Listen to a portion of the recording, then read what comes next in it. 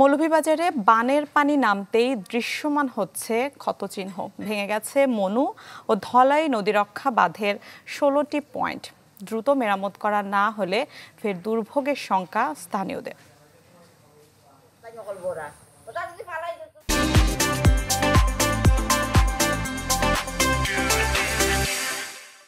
মনু ধলাইয়ের পেটে গেছে আফিয়া বেগমের সহায় সম্বল।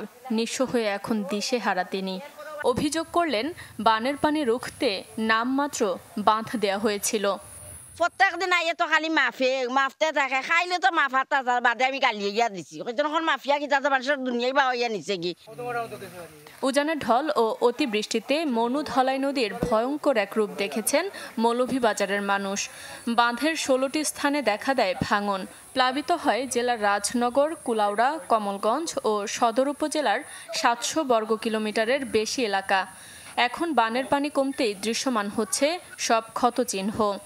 আমরা গরিব মানুষের লিলাবে কালো এখন গড় বানাইছিলাম রে, মানুষের দিসলা দিয়াও গড় খান বানাইছিলাম, এখন গড় খানও যাইব গিয়া। আমরা বাড়ি ঘর থাকার অবস্থা নাই, আমরা গরু বাছর লইয়া নিশ্চয়ই গেছি। আমরা এই মুহূর্তে যদি মনে করেন যে পানিগুলো আবার বাড়ে, তাইলে আমরা আবারও এই ধরনের আতঙ্কের মাঝে আমরা থাকতাম হইব। পানি উন্নয়ন বোর্ডের নির্বাহী প্রকৌশলী জানান, ভূমি অধিগ্রহণ জটিলতার সমাধান হলেই মেরামত হবে বাঁধ। এখন সাময়িক মেরামত হবে, কিন্তু পূর্ণ সেকশনে আমরা কিন্তু কাজ বাস্তবায়ন করতে পারবো না। অধিগ্রহণ প্রক্রিয়া সম্পন্ন হলেই আমরা এখানে একটি স্থায়ী বাঁধ তৈরি করতে পারবো। মৌলভীবাজারে এবার নদীরক্ষা বাঁধ ভেঙে প্লাবিত হয় 2 শতাধিক গ্রাম, যাতে পানিবন্দী হন 2.5 লাখ মানুষ। Desk report, channel 24।